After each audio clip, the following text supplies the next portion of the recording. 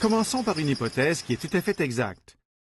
Le bruit qui provient de la prise d'entraînement des servitudes n'est pas toujours causé par la courroie.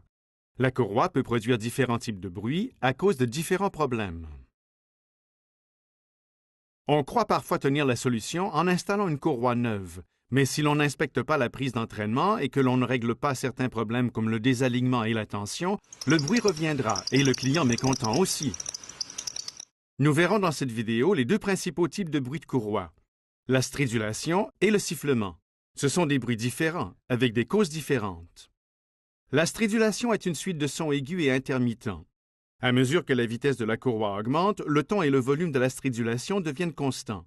La stridulation résulte le plus souvent d'un désalignement entre des poulies consécutives dans la prise d'entraînement.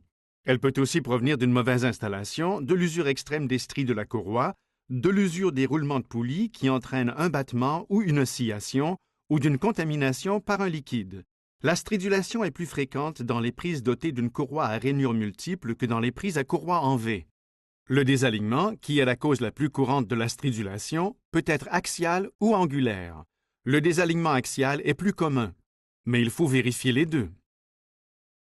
Le sifflement est un bruit relativement aigu qui dure généralement plusieurs secondes. La hauteur du son ne change pas, mais le volume peut varier suivant la vitesse de la prise d'entraînement. C'est le type de bruit le plus courant pour une courroie.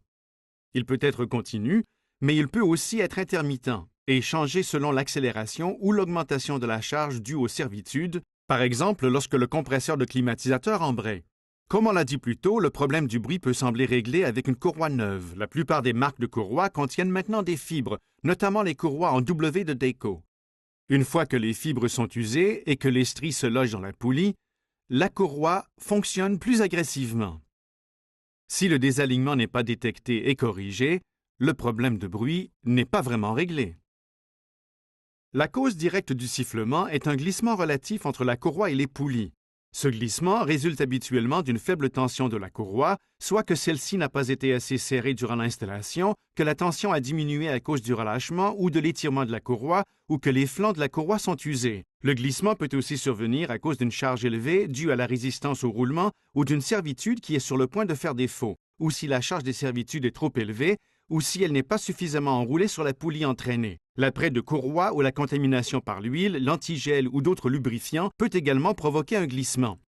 Quel que soit le bruit de la courroie, ce qui ne fonctionnerait pas et qui détériorerait encore plus la courroie, ce serait d'utiliser de l'apprait pour courroie qui n'aurait jamais dû être inventé, du liquide lave-vitre ou tout fluide moteur à base de pétrole, comme l'huile, l'antigel, le fluide de servo-direction, le liquide pour frein, le liquide de nettoyage de frein, le liquide pour transmission, l'essence ou le diesel.